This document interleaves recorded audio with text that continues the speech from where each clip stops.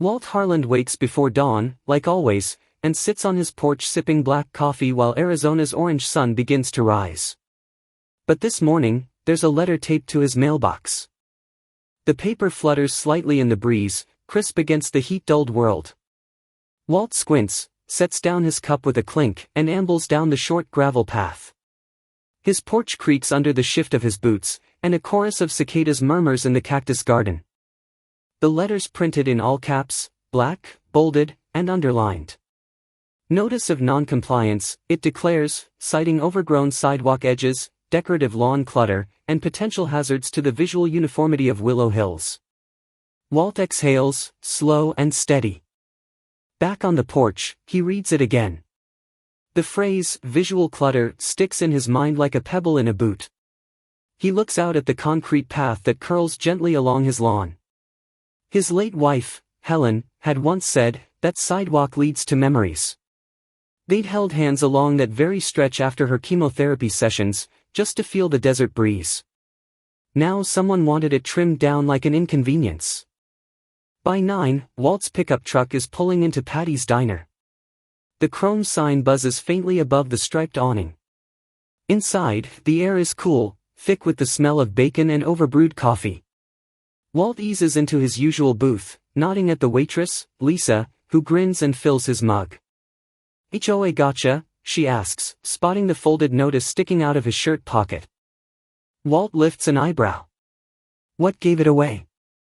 "Don't let Madeline catch you with weeds taller than your coffee mug," she jokes, wiping a tray clean.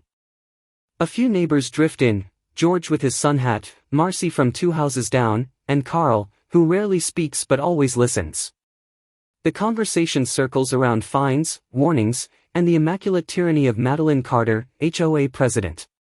The consensus? Just trim it. Keep things easy. Walt nods politely but doesn't promise anything. That afternoon, Sam bounds down the hallway with his camera. "Grandpa. I'm doing a summer vlog. You okay if I film out front?"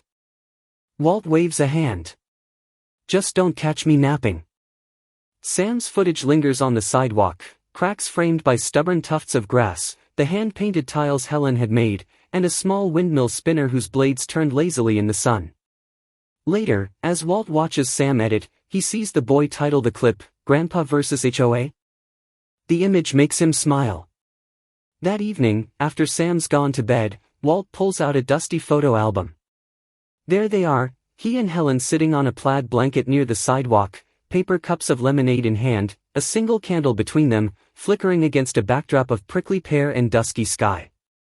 Their 30th anniversary. Walt closes the album and sets it gently on the table. He steps outside, the heat still clinging to the concrete like a second skin. Slowly, he walks the full stretch of the sidewalk, trailing his fingers along the low border wall, his shadow long and steady. At the far edge, he turns and surveys the path. "They'll have to rip it from my lawn mower," he mutters, jaw tightening. That evening, a second notice appears, this time with a $150 fine and a threat of further action. Sam's phone buzzes with comments overnight, more than 200 likes on his sidewalk video. Walt, meanwhile, stares at a dusty stack of property records in his shed. The sun hasn't cleared the ridgeline yet, but the temperature is already nudging toward 90. Walt lifts a faded box from the top shelf, coughing as a cloud of dust escapes. The shed smells like oil, cedar, and thyme. Labels on the file folders read things like Tax 98, Roof Repair, and Helen, Garden Plans. But it's the yellowed map folded between 2 tool catalogs that catches his eye. The lines are hand-drawn, edges brittle, but there it is, Lot 47, his home, and a narrow corridor marked Utility Easement. It runs alongside the sidewalk. There's no mention of HOA jurisdiction. Later that morning, Sam pokes his head into the doorway. "Grandpa, are you building a legal case?" Walt doesn't look up. "Just checking some boundaries." Sam lifts his phone. People really liked the video. Some even want a sidewalk tour. Walt gives a short grunt that might be amusement. That sidewalk's got more history than half the buildings downtown. Sam squints. What if you didn't have to follow their rules? Walt still doesn't answer. But his eyes linger on the old map a moment longer before folding it carefully. The town hall is a squat sandstone building with air conditioning that whispers like a prayer. The clerk, Judy, sits behind a wide desk, her reading glasses perched on a rhinestone chain. She looks up and smiles. "Well, look what the desert dragged in," she says. Walt nods. "Need to look at some easement records. For Willow Hills, Lot 47. She blinks. "Walt, you've lived there since, what, 88? You never asked about boundaries before." "I never had a reason before." She pulls a binder from behind the desk and slides it over. "Knock yourself out." Page after page, Walt combs through plot lines, county ordinances, and obscure notes written in faded blue ink. One section catches his eye, easement #201B, originally issued in 1982, designated for public sidewalk use. The note beside it reads, expiration, July 2007. Walt sits back. Has this been renewed? Judy frowns. Not that I can see. If it lapsed and no party filed for extension, that strip may be reverted to unclaimed municipal property. Meaning? Meaning, she says slowly, it could be up for auction. Walt drums his fingers on the counter. When's the next one? Public land auctions are every third Thursday. That's next week. By evening, Sam has posted a second video, slow shots of the sidewalk, zoom-ins on faded lines in old documents, and Walt's boots stepping across cracked pavement. He's titled it, Sidewalk Secrets? The comments come faster this time, questions, theories, and a few retirees wondering if their HOAs have similar blind spots. Sam reads some aloud, grinning. You're trending in the HOA resistance subreddit. Walt just chuckles and leans back in his chair. Sam tosses him a root beer from the mini fridge. Is this like legal jujitsu? Walt pops the cap. Call it sidewalk kung fu. Later, when the house has gone still and the cicadas hum their nighttime chorus, Walt returns to the shed. He opens the folder again, fingers tracing the survey lines. Then, as if making a quiet vow to the air itself, he whispers. If no one claims it, I will. A folding chair, a wide-brimmed hat, and a thermos of iced tea, Walt is the only one at the county land auction interested in lot number 87. He sat near the back, where the air conditioner barely reached and the corners of the room smelled faintly of disinfectant. The linoleum floor under his boots had yellowed with time, and the humming fluorescent lights above flickered every so often, like a slow blink. Walt's paperwork rested neatly in a manila folder on his lap, registration form, driver's license copy, and the check he'd written last night for up to $20, just in case someone else got cute. He adjusted the brim of his hat and sipped from the thermos. Sam had offered to come along, but Walt waved him off. You keep editing your sidewalk chronicles, he'd said with a half-smile. Sam had just grinned and joked, imagine you win and build a lemonade stand. Call it Harlan's Highway. Walt didn't reply, just winked as he stepped out the door. The auctioneer, a wiry man in a BOLO tie and a voice that crackled like AM radio, called the room to order. A small handful of attendees had drifted in, some in cargo shorts, others in county polos, maybe 2 or 3 retirees scouting garden plots. Walt was the only one who looked like he belonged in a John Wayne film. Let's begin with lot number 85, the auctioneer said, tapping a stack of papers on the podium. Walt listened patiently as various numbers were called, bids exchanged in monotone, and plastic chairs creaked with shifting weight. Then, lot number 87. County record notes, approximately 72 feet of unused concrete, located parallel to Oak Ridge Lane. No development markers. Any interest? Walt cleared his throat softly and raised his hand. Walter Harland. Bid $16. The auctioneer blinked. 16. That's, well, all right then. Any competing bids? He glanced around. One man in the front row scratched his neck. No one responded. Going once, going twice, sold to Mr. Harland. Congratulations, sir. It was done in under 20 seconds. The county clerk at the side table handed Walt a printed receipt with a faint smile. Ownership takes effect immediately. You'll receive the notarized confirmation by mail. Back at home, Sam was bouncing on the porch steps. Did you get it? Walt fished the receipt from his front pocket and handed it over. All 72 feet. Sam read the words out loud, parcel number 87, Oak Ridge Lane, and let out a whoop. This is going in the video. Title, The Sidewalk Strikes Back. They waited until the worst heat of the afternoon passed. Just before dusk, Walt tucked the receipt into a tin box and grabbed an old stake he'd carved himself, oak, smoothed at the edges, painted white with block letters in black ink, property of W. Harland. The two walked the sidewalk slowly. Sam carried the mallet, swinging it like a scepter. The shadows of saguaros stretched long across the concrete. Walt stopped at the midpoint, just where the path bent slightly to the east. He knelt and placed the stake firmly into the soil beside the concrete. With one swift swing, Sam drove it in. Walt stood back, brushed his palms together, and looked over the line of pavement. Not bad for $16, he said. Sam chuckled. Feels like we just bought a piece of the moon. Walt didn't reply, he was humming softly. The melody was low and steady, unmistakably Johnny Cash. He folded his arms and let the tune carry out into the dry evening. Behind them, a screen door creaked. A neighbor across the street leaned against her railing, squinting. Does Madeline know? Walt tilted his hat. Not yet. The note was scribbled in black marker across bright yellow printer paper, folded twice and tucked behind her ceramic mailbox angel. Madeline spotted it as she returned from her evening walk, precisely 3 laps around Willow Hill's perimeter loop, as always, just before sunset. She stared at the paper for a long moment before tucking it into her purse, her fingers trembling slightly. By 7 p.m., the folding chairs were already filled. The HOA command center, really just a prefab utility room behind the tennis courts, hummed with artificial chill and tension. Fluorescent lights buzzed overhead. A dented whiteboard leaned in the corner, erased but never quite clean. On the table up front, Madeline had lined up an agenda, a printed HOA charter, and her half-eaten dinner, a tablespoon of peanut butter on a saltine. Derek sat beside her, sleeves rolled, tie askew.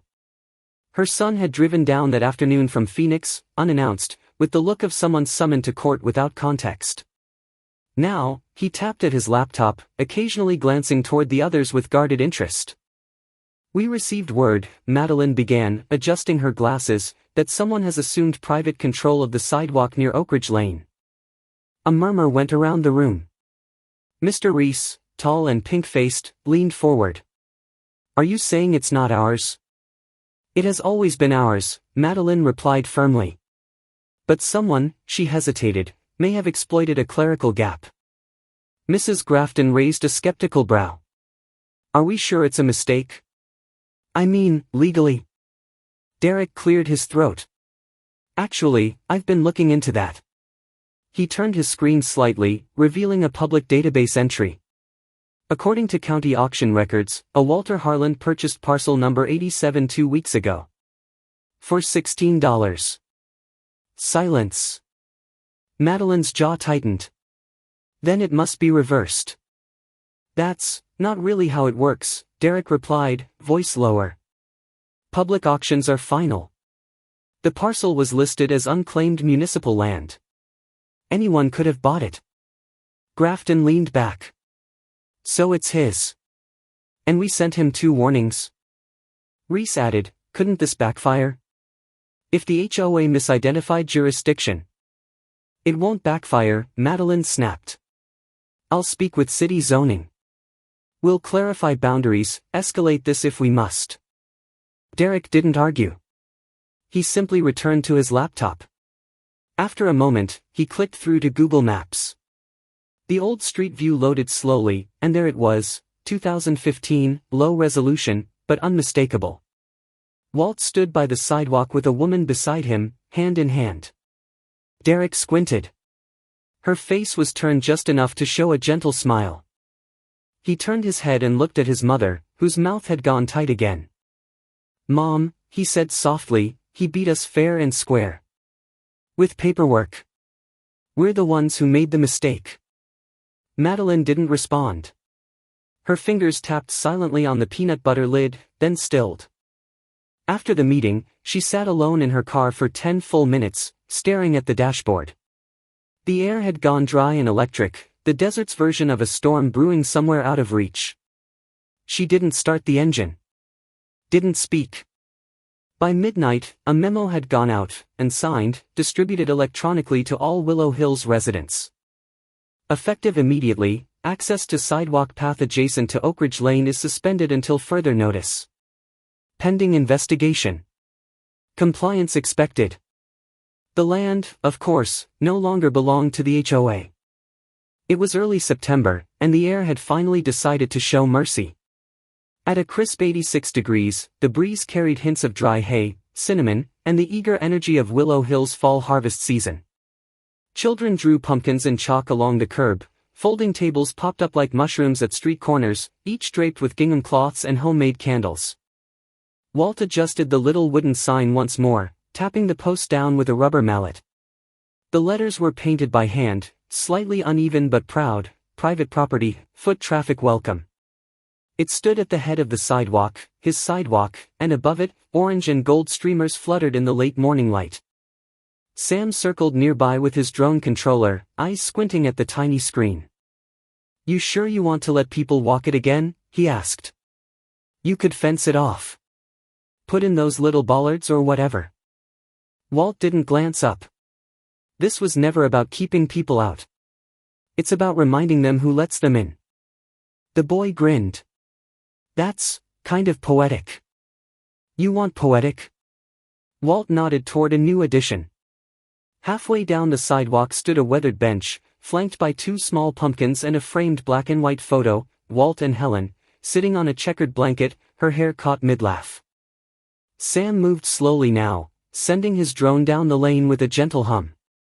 The footage would show pumpkins lined like sentries, little wooden chairs, and wreaths made from dried corn husks. From above, it looked like a winding tribute, a living memory stitched into concrete. He titled the clip, "Sidewalk Reborn." By mid-afternoon, neighbors began to trickle in. Mrs. Louisa brought a tray of cranberry scones. Hal, who rarely left his porch anymore, came hobbling with a cane just to sit near the photo and smile. Even Tom and Juno, the young couple who usually kept to themselves, stopped by with their dog in tow. "I never knew this had so much charm," Juno whispered. "It's not charm," Walt said, pouring her some iced tea. "It's care. That's different." A man in a blue polo with a press badge approached near sunset. He introduced himself as Ryan from the Willow Hills Weekly. "Is it true you turned HOA land into a public trail?" Walt chuckled. "It was never theirs to begin with. But it's not about the fight. It's about offering something, kinder." Ryan scribbled notes, then paused. "And the HOA's response?" Walt raised an eyebrow. "You'll have to ask them." Sam was editing a new clip on the porch, smiling to himself. Overhead, the sky turned soft pink as the drone swept through the final arc, accompanied by a piano rendition of "Simple Gifts." A warm stillness hung in the air. Inside, Walt pulled a cassette from an old shoebox. He placed it in a battered tape player, the kind with big square buttons and a satisfying click. A moment later, Helen's voice crackled through, thin but unmistakably hers, singing a soft folk tune. Her voice wavered in spots, but Walt's eyes stayed fixed on the window as the sidewalk outside lit up in golden hour glow. Just before dinner, an envelope arrived in Walt's mailbox. Inside was a scanned copy of the HOA charter. A sticky note in Derek's handwriting was attached. See Article 6.1. They can't restrict access to legally owned property. Keep going. Walt smiled, folding the paper with precision. The next morning, a bold headline stretched across the local paper. "Grandpa wins sidewalk standoff with Grace." The story featured photos, quotes from neighbors, and a line that read, "Sometimes resistance looks like an open invitation." Later that evening, Sam muted the TV mid-news when Madeline Carter appeared on screen in a stiff blazer. "Mr. Walt Harland is actively undermining community cohesion," she declared, her voice sharp. "He is disrupting the order this neighborhood relies on." Walt didn't flinch. He just leaned back in his chair, crossed one leg over the other, and smiled. The old flip phone buzzed just as sunlight cut across Walt's bedroom window, casting golden lines on the floorboards. He squinted at the glowing screen, Sam's message, punctuated by 3 exclamation marks. Still in his pajama pants, Walt padded to the kitchen, poured himself a mug of black coffee, and opened the back door. The crisp morning was quiet, but not for long. By the time he stepped out onto the porch, a couple from a neighboring town stood admiring the sidewalk. The woman wore a straw hat and clutched a reusable water bottle. Her husband held a phone out, snapping photos of the pumpkins, the bench, and the framed photo of Walt and Helen. "We saw it online," she said when she noticed Walt watching. "Thought it was just internet fluff, but it's something else in person." Walt nodded. "This old sidewalk's getting more foot traffic than Main Street." At the diner later that morning, chatter bounced between booths like silverware on ceramic plates. A newspaper lay folded beside the cash register, "The People's Path, one man's stand for memory and meaning." A waitress pointed to Walt as he entered. "That's him. That's Sidewalk Grandpa. Tell us the secret," a man called out. "How'd you beat M?" Walt only smiled, heading to the counter for his usual black coffee. "Remember what you said?" Sam teased between bites of toast. 50,000 views and you'd buy me ice cream? We're at 72. Walt took a long sip. "You want sprinkles with that?" But the numbers kept climbing. By noon, the TikTok video had crossed 100,000 views. Reddit threads labeled it peak malicious compliance. A YouTube channel clipped the drone footage with titles like HOA gets sidewalk slapped and Old Man outsmarts bureaucracy with pumpkin parade. People came in cars, on bikes, even on foot, pilgrims of a different kind. Some touched the bench gently, others left flowers. One elderly woman walked slowly along the path, hand brushing the railing, tears welling in her eyes. "It reminds me of my husband," she said softly. "We had a path like this back home in Nebraska." Walt only placed a hand on her shoulder and gave a quiet nod. HOA members watched from their windows, blinds twitching. Madeline Carter, once ever present with her clipboard and perfectly creased slacks, now moved silently past the sidewalk, her steps quick, her gaze averted. When she crossed paths with other residents, no one offered a wave. The air around her chilled, even under the desert sun. That afternoon, a black sedan pulled into Walt's driveway. Out stepped Emery Lott, a woman in her late 60s, sharp-eyed and confident. She wore a faded blue blazer and carried a satchel that had seen better decades. Well, she said, shaking Walt's hand. "Didn't think I'd be pulled out of retirement by you, Harland." "I figured if anyone knew how to make a quiet mess louder," Walt replied, "it'd be you." Emery chuckled. "I read the charter. Article 6.1 leaves no wiggle room. You're the legal owner. But we can do more." They sat on the porch as Sam brought iced tea and listened in. "You want to press it?" Emery asked. "Defamation, harassment, overreach, we've got grounds." Walt nodded, slow but steady. "Let's put it in writing. Time someone held them to their own rules." Emery pulled out a slim folder and passed over a few pages. Walt read them carefully, mouthing each word. When he signed the legal power of attorney, he didn't hesitate. The sun dipped low, casting long shadows across the sidewalk. Emery stood and tucked the folder back into her satchel. "We'll do it by the book, but the book's gonna bury them." Walt wore the pale blue dress shirt Helen had ironed for their 30th anniversary, back when laughter filled the house and sidewalk strolls ended in slow dances by the garden hose. He tugged the cuffs gently, as if her warmth still lingered in the seams. Sam leaned over, voice hushed and steady. "Let's end this, Grandpa." The small courtroom inside Willow Hills City Hall was packed beyond its folding chairs. Neighbors stood along the back wall, some balancing styrofoam cups of coffee, others holding their breath. Early October sunlight filtered through dusty windows. The scent of floor wax and old wood mingled with quiet anticipation. Walt took his seat beside Emery Lott, who wore her usual calm-like armor. Sam settled just behind them, clutching a worn tablet. Judge Collins entered promptly at 10. He was tall, silver-haired, and moved like someone who'd lived through noise and preferred silence. As he sat, the chatter hushed to nothing. Case number 23-741, the clerk began. Walt Harland versus the Willow Hills Homeowners Association. Walt stood when asked, clearing his throat. "I never expected to stand here," he said. "But that sidewalk's part of my story. And it shouldn't be erased because someone didn't like the way it curved." He didn't say more. He didn't have to. Emery stepped forward next, unfolding documents with deliberate care. "Your Honor," she began, "we present property deeds, easement expirations, and the auction record. Mr. Harland legally purchased the land. HOA's repeated notices and fines were issued with no authority." She handed the papers to Judge Collins, then tapped the screen beside her. "This is a copy of their third warning," she said, "sent after the sidewalk was no longer under HOA jurisdiction." Madeline Carter rose next. Her blazer crisp, her voice practiced, but it cracked around the edges. "Your Honor, the HOA acted in the community's best interest. We had no way of knowing." "You didn't ask," Emery said. Judge Collins glanced up. "Let's maintain order." Derek sat beside his mother, silent. His jaw clenched each time she reached for another paper. In the third row, Mrs. Grafton clutched a tissue with trembling hands. She sniffled quietly, eyes brimming as Sam stood, projector in hand. "If it pleases the court," Sam said, "I made something to show what this sidewalk really means."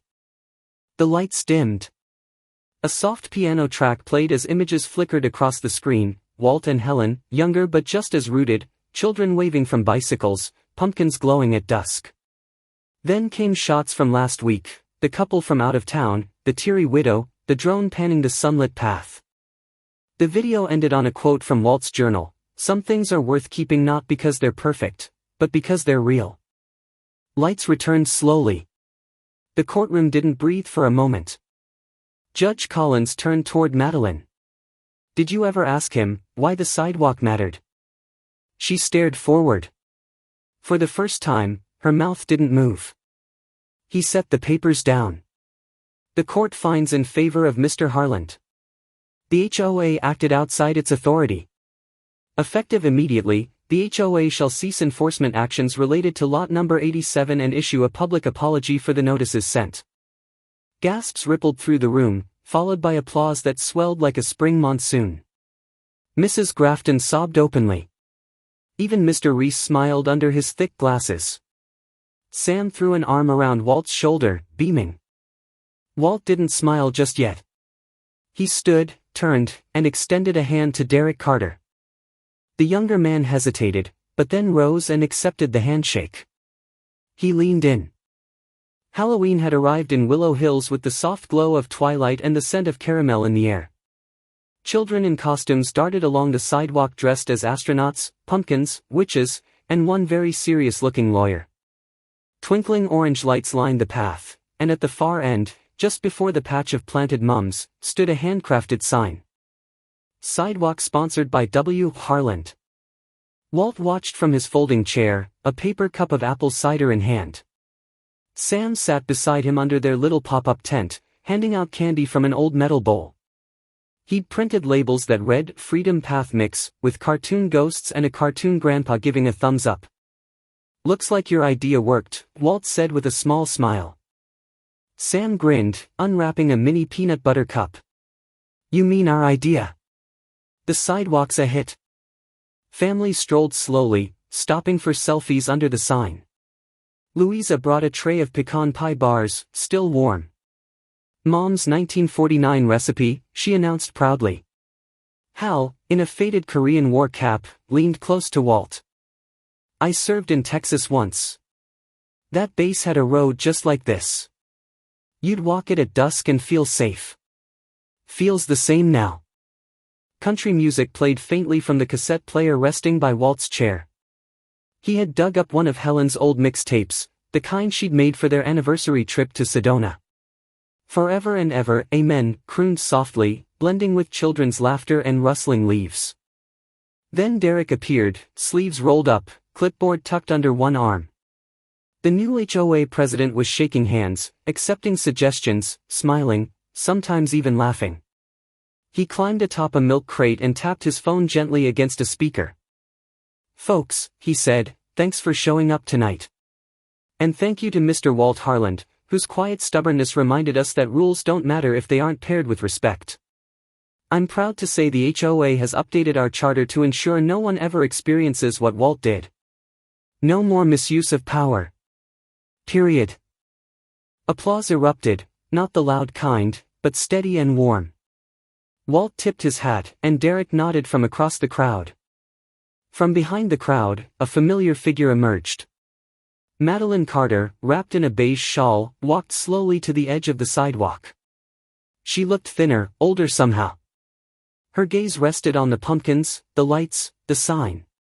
She took a step forward, then stopped. Walt noticed. So did Sam. Without saying a word, Sam left the tent, walked over, and held out a piece of candy. Just a tiny gesture. Madeline took it. Their eyes met, no anger, no apology, just silence shared between people on opposite ends of a lesson learned. Later, Walt stepped up beside the sidewalk sign, voice slightly hoarse. "I've been asked to say a few words," he began. "I'm not against rules. I just can't stand by when those rules are used the wrong way." He paused, looked around at the crowd. This sidewalk meant something before the papers ever did. "I'm glad we kept it." More clapping. Someone cheered. A small girl in a tiara hugged Walt's leg and then dashed off. As the evening sky faded into a velvet blanket of stars, Sam sat beside Walt once more, fiddling with his phone. "Tomorrow I'm posting the final chapter," he said softly. "It's called The Path We Kept." Walt didn't reply right away. He just looked out over the sidewalk, glowing like memory itself. When he did speak, it was almost a whisper. "Good name." His eyes glistened, catching the shimmer of starlight, or maybe just the reflection of porch light off tears he didn't wipe away. Inside the house, over the fireplace, Helen's photo looked down beside a framed map, lot number 87. No fence. Just a heart drawn in ink, right over the sidewalk. The sidewalk once marked by silence and control now echoes with laughter, lanterns, and the steady footfalls of a town rediscovering its heart. Walt never sought a fight, but when the rules turned into shackles, he answered with dignity, not defiance. Sometimes, the strongest stand is the quiet one, the neighbor who refuses to bow, the grandson who presses record, the community that remembers what kindness looks like. Because when power forgets its purpose, even a narrow strip of concrete can become a path to something greater. And maybe, just maybe, your next walk around the block might start a story too.